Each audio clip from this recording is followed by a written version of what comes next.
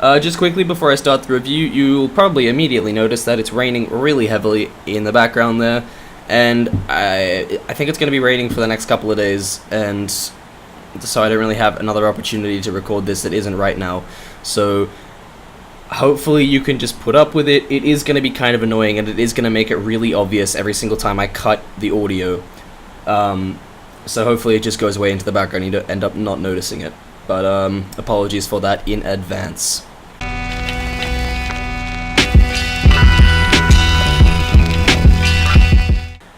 Sunshine is a movie that hasn't necessarily been hyped up for me, but it's one that I've seen increasing mentions of since the release of Life this year. Being constantly put in comparison to Life brings a lot of expectations for what the plot of Sunshine involves, and because of that I was pleasantly surprised by what Sunshine is actually about. It's got nothing to do with aliens in space knocking off the crew one by one, as I expected. For most of the film, the main conflict of a story is about legitimate complications with the operations of the ship and its mission towards the sun. Which is really refreshing to see in a movie in this genre, a genre that generally relies on the crew making the worst possible decisions that make no sense, or relies on an extraterrestrial force to kill everyone. The reason I say for most of the movie it's about legitimate complications is because towards the end there is an element introduced that, while terrifying and still cohesive with what the film has set up so far, does become far-fetched in comparison to everything else. It's not an alien or anything like that, it does have setup before its introduction, which is why I say it's still cohesive to the rest of the plot. The issue I have is that it creates an atmosphere of horror that really isn't displayed in the rest of the film. The reliance on character-related incidents to propel the plot is incredibly tense, but it's far from horror. It's not tense because I'm scared of what's happening, it's tense because the outcome isn't guaranteed. The crew's survival isn't guaranteed, but that doesn't mean they're all going to die. The introduction of this new element towards the end of the film kind of ruins this atmosphere and pushes it really heavily in the direction of either the crew surviving or not. The drastic change in style of tension at this point in the film kind of ruined my involvement in what was going on, in part because of the plot change and in part because of the stylistic change that comes with it. Besides this, the ideas that are brought up in relation to the plot and the mission are interesting and not often something you'd expect to be discussed in a movie like this. I'm surprised more people didn't compare Sunshine to Interstellar when it came out, because the way they talk about isolation and the burden of saving humanity are very, very similar. Quite unexpectedly, this movie presents a debate on whether we should extend the life of our species, should we find humanity on the brink of extinction. The side of this debate that says we shouldn't is harder to relate to because of the people the film uses to present this argument, but it's still a cool idea to think about of your own volition. It's also cool to see such well-rounded opinions in each of the crew members. In most movies, characters are usually hardline one side of every argument, as in a character is either rational or emotional and will always fall on the same side of the fence. What's cool in Sunshine is that the characters' opinions vary depending on their relationship with the people involved and other natural influences like that. It makes their mistakes seem more real, and it makes their reactions to other people's mistakes seem more real.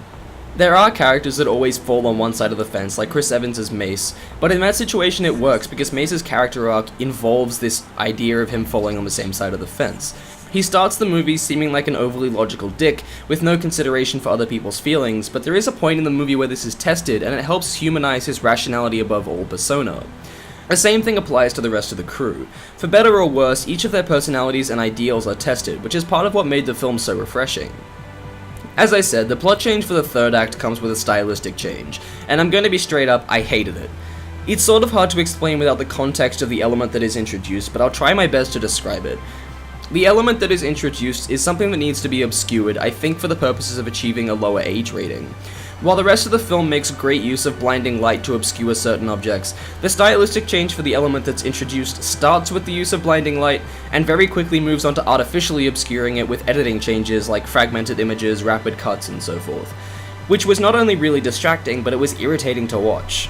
I couldn't get a sense for what was going on, and the fact that this new thing had no clear image in my mind meant that I found it hard to rationalize its introduction into the film.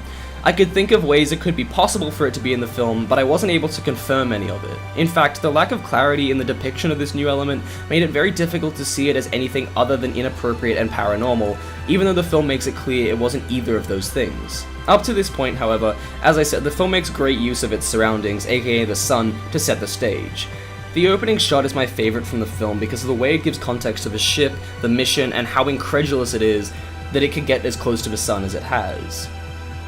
Sunshine assumes from the beginning that the audience is terrified of space, and specifically small crews on ships in the middle of space, and it uses this to build tension from the outset, occasionally cutting to empty hallways and things like that. This expectation is also built on in the sound design. Sunshine takes sounds that the audience would typically associate with extraterrestrials and a ship breaking down or being damaged, and gives them rational explanations. For example, a strange alien-like signal the ship picks up is actually just a distress beacon from the crew that attempted this mission before the main characters. Despite being given logical explanations, there is still an eeriness to it, as some of the characters don't seem entirely convinced. Their cautious reactions to the sounds is something that the audience relates to because of their expectations for what the sound means, and I think the way Sunshine uses this throughout the film is excellent. The final point I want to make about Sunshine is its music, which was a bit hit and miss for me. I found that there was too large a variety in the style of the music to really bed down what it wanted me to feel. I just think it was difficult to relate to or be guided by the music when it seemed to me like it was confused on what movie it was playing over. The score is mostly made up of generic suspenseful strings, melancholy acoustic guitar pieces, and cool synth tracks that I think should have made up the entire score because it most suited the futuristic tone and building tension. Having said that, the individual pieces do encourage some emotional response, just not as much as I would have liked. Overall, I think this film is still worth the watch. Its themes and the ideas it brought up are interesting enough, even if the third act does seem to me like a bit of a cop-out. Sunshine. Sunshine. That's a 7.